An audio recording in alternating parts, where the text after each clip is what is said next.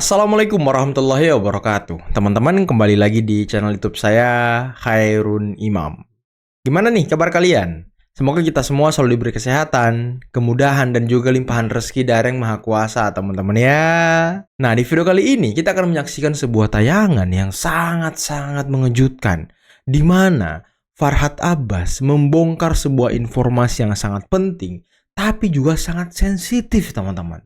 Bahwa salah satu tersangka klaster kedua kasus ijazah Pak Jokowi yang bernama Rismon Hasiholan Sianipar yang diduga gelar doktornya ini bermasalah, dan dia ternyata diduga juga pernah memalsukan kematiannya ataupun pernah mengaku meninggal dunia agar tidak mengembalikan kerugian beasiswa yang dialami oleh pemerintahan Jepang. Apakah benar informasinya? Nanti kita simak video dari Farhad Abbas, teman-teman ya.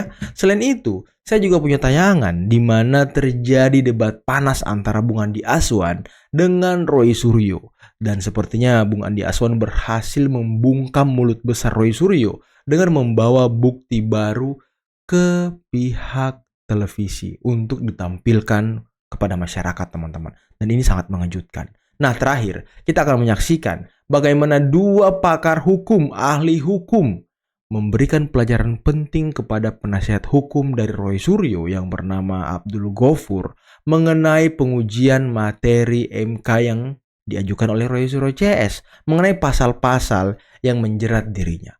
Tapi sebelum kita mulai, jangan lupa like, subscribe, dan share. Dan tanpa perlu berlama-lama lagi, mari kita mulai videonya berikut ini. Bahkan ketika mereka tanya kira-kira siapa yang mau direstoratif lagi menurut Farhad Abbas? Di luar Egy Sujana dan Damar Lubis. Waktu itu Pak Jokowi bertanya seperti itu. Iya, bertanya seperti itu. Siapa yang mau RJ Bahkan lagi? Pak Jokowi menyebutkan apakah dokter T. Dokter Tifa, oke saya sebutkan aja. Ya. Terus Atau saya katakan, Pak Jokowi menyampaikan itu. iya, 2 kali dia sebut nama itu. Apakah Dokter Tifa? Ya, saya nggak tahu ada apa di belakang itu. Ada yang kedua selain Dokter Tifa? Yang kedua saya bilang kalau bisa dimaafkan Rismon. Oke. Ya kenapa? Karena bagi saya Rismon ini adalah penjahat. Nah, dia ada kesalahan. Pertama, dokter palsu, masalah ijazah ataupun pendidikannya palsu, bahkan sempat mengaku meninggal dunia untuk menghindari pengembalian uang dari beasiswa. Wow, mengaku meninggal dunia untuk menghindari mengembalikan uang beasiswa. Waduh. Wow, ini sensitif sih. Bahkan Kozinudin yang tidak punya etika memecat Bang Egy. Memecat Bang Egy. Kan memang dia sok jagoan. Kita melakukan Sok RJ jagoan. merupakan narasi hukum, tidak ada yang kita langgar. Kalau dia tidak paham, tidak mengerti, panggil kita atau duduk samalah, belajar dia sama saya. Belajar sama Ibu Eli. Kalau memang berani, silahkan gugat ke Rapid. Rapid. Atau mereka buatkan gelar perkara. Kita jabanin. Kenapa saya bilang sok jago? Dia menyampaikan RJ cacat hukum. Sekarang laporan kita dianggapnya adalah sebuah drama. Sekali lagi saya sampaikan, Kozinudin sok jago. Bisa nggak perbedaan ini mereka yang cetak? Kemungkinan. Bisa indikasinya. Ada orang-orang yang ingin memperkeruh persoalan ini. Wow. Kecurigaan Ibu Eli masuk akal juga sih. Keluarkan tulisan tangan kayak gini nih sebagai hasil. Nggak ada. Kalau dikatakan ini adalah berita acara ujian. Oke. Ya, berita acara ujian. Panik Roy Suryo kan? Panik dia. Ini, itu nanti ada berita acara ujiannya. Inilah yang Ini dipakai. tukang sulap. Oke. Ya, digunakan untuk ditempel di skripsi. Oke, ini adalah berita acaranya. Berita acara ujiannya. Oke. Mbak jawabnya gambar. Satu aja jawabnya gambar. Kemudian kalau kita melihat apa yang ada di sini, ini sudah jelas. Beliau itu di wisuda 5 November. Karena Mana ada rektornya bukti. bilang tanggal berapa? Oke. Lulusnya rektornya aja bilang kalau nggak Oktober, Udahlah. November. Udahlah, Iya kamu- rektornya aja, kamu- kamu bukan rektor, kamu bukan itu- UGM. Baik. Jurus Roy Suryo dikeluarkan ya kan? Oke, Bang Andi. Jurusnya dikeluarkan ya kan? Bukan lulusan UGM, sekarang Mas Roy hubungannya dengan UGM. Nggak punya apa? Nggak punya legal standing. Oke. Sesuatu yang Nah, eksklusif. Gantian. gantian ya. Baik, Bang Andi. Oke. Wow, Sekarang Mas luar Roy. biasa. Mas Roy. Langsung pusing Roy Suryo ya Oke, kan? Bang Andi. Panik dia. Baik, boleh duduk. Kemarin Kalau masalah pelimpahan dari penyidik ke JPU itu berarti dianggap pemeriksaan sudah tuntas. Ini pertama satu dulu ya. Tentunya mensrenya jelas, tersangkanya jelas, barang buktinya jelas dan sudah komplit. Makanya dilimpahkanlah kejaksaan untuk meminta P21 kan gitu. Dan saya informasikan sejak SPDP dikeluarkan berarti sudah ada koordinasi dengan JPU tentang masalah ini. Sudah jelas pasti jaksa peneliti akan turun melihat sejauh mana perkembangan daripada berita acara pemeriksaan. Nah, tiba saatnya kita kepada pelimpahan ke JPU setelah diteliti oleh JPU. Ingat yang ini berkas loh ya. Ternyata masih ada kekurangan-kekurangan yang harus dilengkapi oleh JPU sebelum diajukan ke pengadilan. Itu saya rasa JPU nggak salah juga. Dan kalau penyerahan kembali P19 itu sah-sah saja biasa. Kenapa? Karena JPU kan mempersiapkan diri pada saat nanti diajukan ke pengadilan, berarti dia akan mempersiapkan dakwaan. Ketika dakwaan itu disiapkan, tentunya harus komplit, harus betul-betul komprehensif. Nah, menurut hemat jaksa, tolong Pak penyidik tambahkan ini, atau digali yang ini supaya lengkap, sehingga saya nanti pas mengajukan dakwaan itu lebih menggigit, lebih sempurna. Kira-kira gitu, nggak ada yang aneh kok, biasa-biasa saja. Jangan dianggap kalau pengembalian itu ada mungkin absurd atau tidak bisa dilanjutkan lagi. Enggak. Cacat kalau kata Roy Itu sah-sah saja. Banyak kasus tindak pidana gitu. Ya, dikembalikan bahkan kadang ada yang 2 kali. Untuk melengkapi ini. Tapi saya yakin bahwa dikembalikannya hanya untuk melengkapi supaya betul-betul lengkap isi dakwaan daripada JPU. Gitu kira-kira media ya. Oh, jadi nanti biar masuk sidang, jaksa ini sudah punya banyak sekali data untuk menghantam Roy Suryo CS, teman-teman. Karena kan ya, jaksa juga butuh informasi yang komplit dan lengkap, teman-teman ya, untuk mendakwah nanti. Dan ini sangat luar biasa ya, walaupun Roy Suryo CS di luar sana teriak-teriak katanya penyidiknya prematur lah, berkasnya inilah itulah, nggak jelas lah, cacat lah. Tapi ya biarkan mereka menari di atas pengetahuan yang sangat minim, teman-teman. Kita luar biasa bisa mendengarkan Bapak Ricky Situang tadi menjelaskan. Tetapi juga yang mengusik saya tadi soal riset, definisi white paper itu juga. Apakah white paper itu riset? Kalau kita lihat sejarahnya, white paper itu adalah sebenarnya alat justifikasi kebijakan. Dan saya baca nih Jokowi white papernya, kok tidak dijelaskan apa sih maksudnya white paper. Sebagai contoh nanti bisa di Google, white paper yang terkenal tuh Churchill's white paper tentang Inggris, kedudukan Inggris, ya posisi politik Inggris terhadap Palestina. Nah, itu white paper. Posisi Inggris terhadap Brexit itu white paper. Kalau white paper Jokowi beda. Nah, itu dia. Ini kan di Mahkamah Konstitusi kan mau mengatakan white paper ini karya ilmiah loh. Kan begitu. Makanya tolong saya jangan dipidanakan. Kan begitu kliennya Bang Sangaji. Nah, tapi tidak didiskusikan kenapa white paper ini bisa dikategorikan sebagai karya ilmiah. Apa definisi karya ilmiah? Pakai definisi literatur mana? Riset mana? Kalau argumen itu tidak bisa dijelaskan, berarti kemungkinan besar akan mentah di Mahkamah Konstitusi.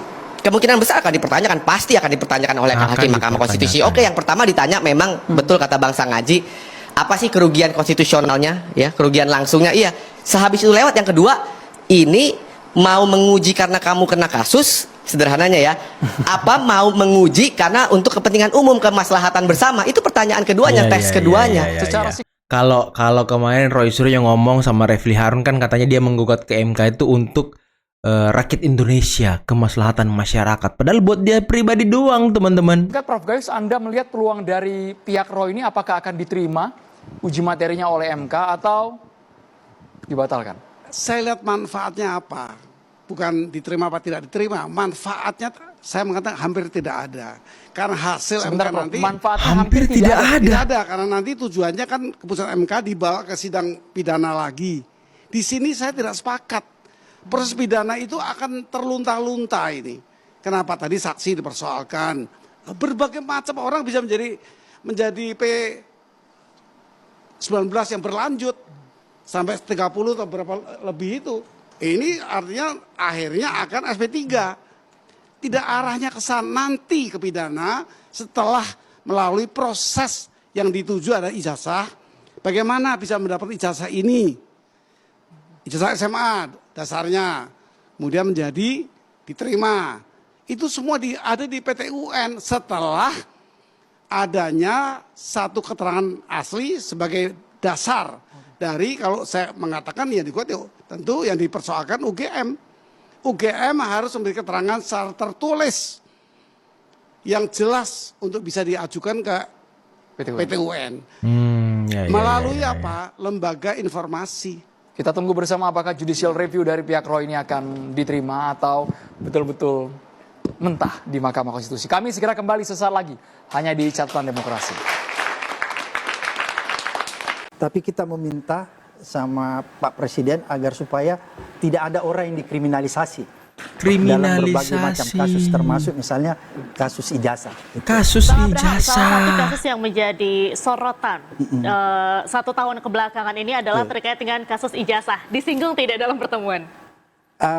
Tidak disinggung secara eksplisit. Tapi kita meminta sama Pak Presiden agar supaya tidak ada orang yang dikriminalisasi dalam berbagai macam kasus, termasuk misalnya kasus ijazah. Gitu. Oke, tapi tidak secara eksplisit. Tidak secara eksplisit, karena kita cuma minta supaya kedepannya tidak ada lagi kasus-kasus orang dikriminalisasi. Misalnya orang membongkar kasus ijazah, itu nggak boleh dikriminalisasi. Jadi tidak eksplisit. Apa saja nih Bang yang dibahas soal kasus itu tadi? Enggak ada. Jadi kita minta bahwa itu tadi ya, tidak boleh ada lagi kriminalisasi, termasuk pembungkaman, orang bebas mengkritik, yang penting kritiknya itu konstruktif, gitu ya. Dan ada yang menarik. Ketika salah satu peserta, kalau nggak sama Hersubeno, itu dia menyampaikan bahwa Pak Presiden, tolong kalau kita yang kritik di luar ini pedas-pedas, tolong diterima, jangan dibungkam. Langsung Pak Prabowo jawab, saya mempersilahkan Anda untuk mengkritik saya bisa-bisa dan saya tidak akan kriminalisasi Anda. Itu kata dia. Oke. Nah, sebenarnya apa yang disampaikan oleh Pak Prabowo tidak mengkriminalisasi, ya ini sama juga dengan semangat Pak Jokowi, teman-teman. Yang dimana Pak Jokowi tidak pernah mendesak agar kasus ini cepat selesai, tidak pernah mendorong-dorong agar cepat sidang, nggak pernah. Pak Jokowi santai aja di Solo. Pak Jokowi bahkan mengatakan melalui kuasa hukumnya, ya nggak usah terburu-buru, ya kan, harus objektif. Nggak boleh ada orang yang tidak bersalah tapi jadi tersangka. Kan itu yang disampaikan oleh Pak Jokowi. Jadi semangatnya sama.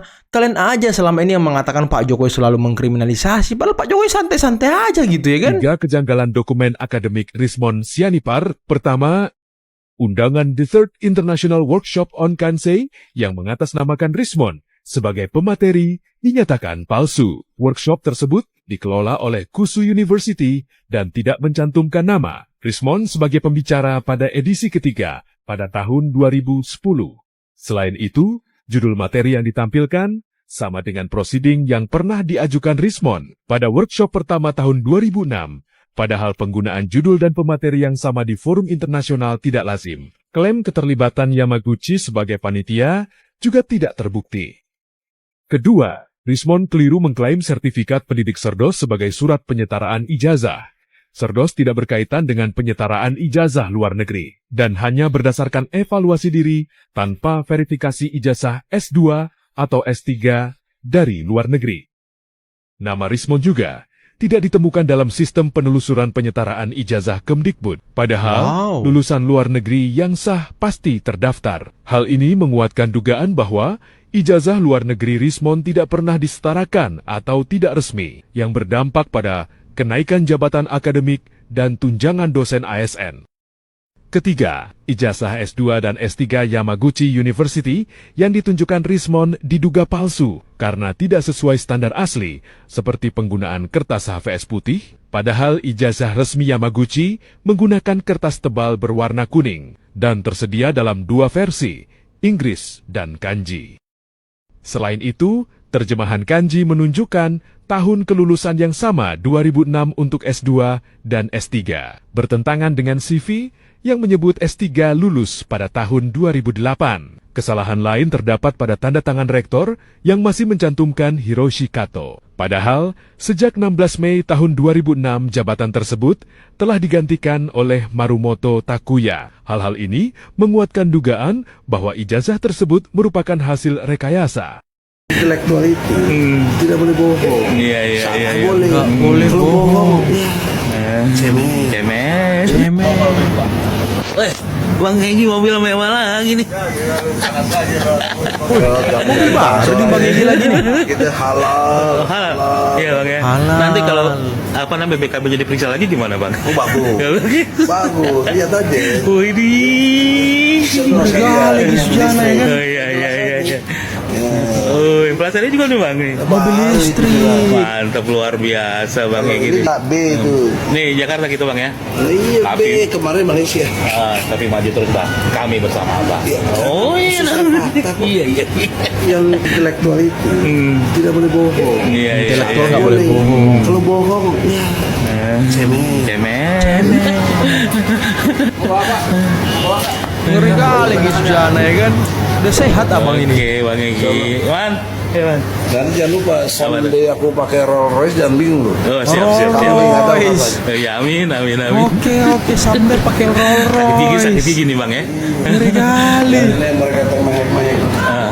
Termehek-mehek. Yang tidak curi uang-uang. Iya siap. Tidak korup, tidak bisa disuap. Iya. Siap. Ayo Bang.